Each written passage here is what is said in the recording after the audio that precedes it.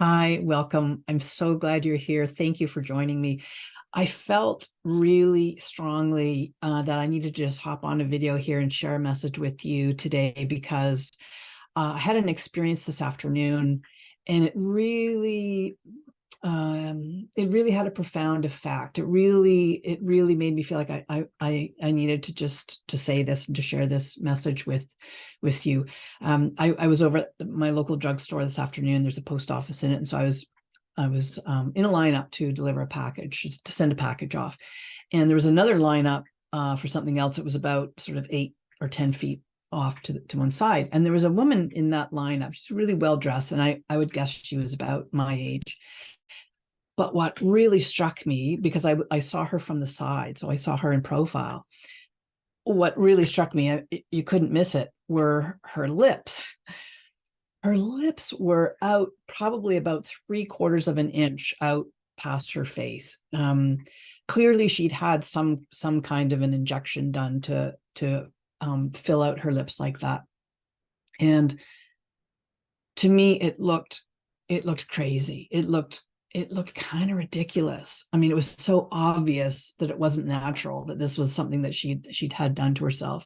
And it just got me thinking about all the things that women are willing to do to their bodies now. And this is a trend that's been around for a while, in order to make ourselves look, it's to look younger. I'm assuming it's to look younger. And I got thinking about it, and I was thinking about how amazing our bodies are, how adaptable our bodies are. And the analogy that came up was like a drug addict. And I'm not saying that woman is a drug addict. I'm sure she's not.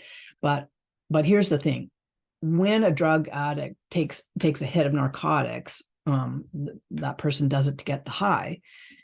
Our bodies will adapt to that. So our bodies will adjust to the narcotics in their system, such that the next time, and then the second next time, and the third next time, the user needs to take higher and higher dosages in order to just get the same level of high, because of this our ability to adapt.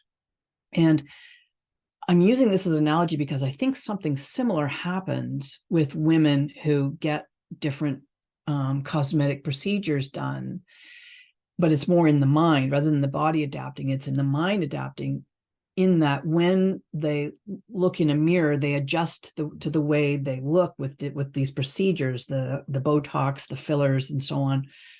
And they feel they need to get more and more and more as time goes by.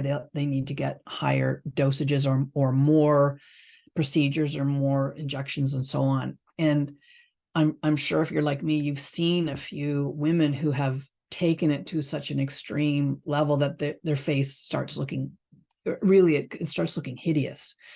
I know a couple of women who are around my age. They're not close friends, they're more acquaintances. And there's one in particular who's had so much work done over the last probably 15 years.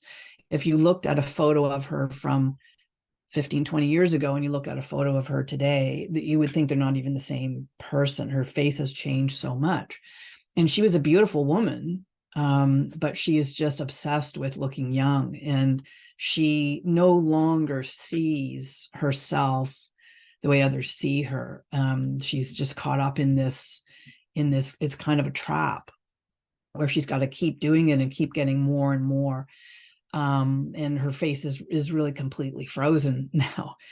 It's bizarre. And so I felt so compelled to just talk to you about this. This won't apply to everyone, obviously, and there will be some people that will be irritated by my saying this, and you may finish the video and unsubscribe, and that's absolutely, you're right, I respect that. So this is really, I'm talking more to those of you that may be considering doing something like this for the first time, or maybe you've had something and you're considering more.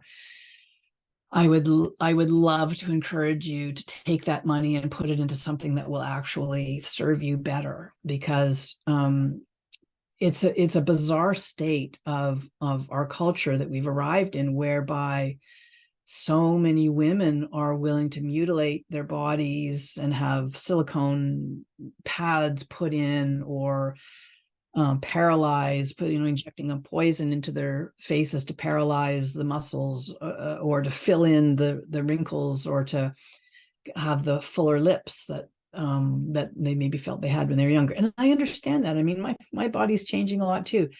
I'm 60. I'll be 61 in about a month. My body's been changing a lot over the last decade. I've got lots of wrinkles. I'm kind of sagging in places where I used to be perky. I'm getting lots of gray hairs in here. I mean, it's what happens as we age, but it's not something to fear. It's not something to be ashamed of or afraid of. And it's not something to try and hide or disguise.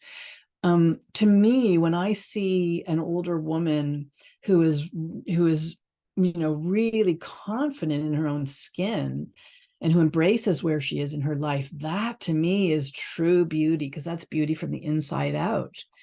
And studies have shown that when people look and they consider, what's really sort of sexy or attractive in a woman, from about women in their 40s and 50s, 60s and beyond, it's not that they look young.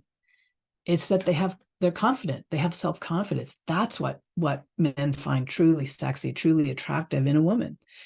And I don't know any man. I mean, I've talked about this with a number of my male friends, and a lot of them scratch their heads about this. They say they don't understand it. They don't really like it. They can see that women have had the work done. It doesn't.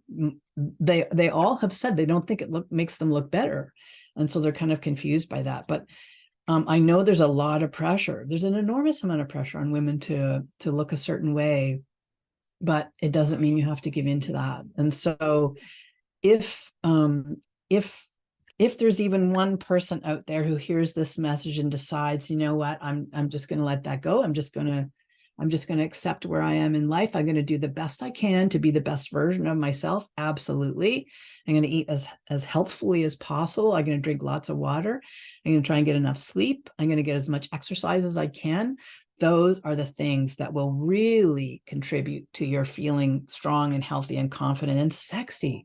It's not freezing your face or puffing your lips out to a ridiculous level or sticking foreign objects in your body that can migrate or start leaking and so on. I mean, it's a crazy part of our culture that we've arrived at this. So I hope this message lands with some of you in the way that I'm offering it, which is just a gentle encouragement to embrace wherever you are in your life, however you look, wrinkles and graying hair and maybe sagging bits a little bit. But you know what? We've earned it. We've earned it. And it's not a time of, doesn't have to be a time of decline. This is a beautiful time in our lives where we really come into a sense of knowing who we are and knowing what we like and don't like and whom we love. And that kind of self-confidence never includes self-mutilation or trying to be something we're not physically. So I want to send so much love and blessings to you. If any of you are struggling with any of this or struggling with where you are, I'm here to help. I'd love to support you and to help you find your way. And in the meantime, I just wish you a happy holiday, all the best for the new year, and I'll be seeing you soon. Take care.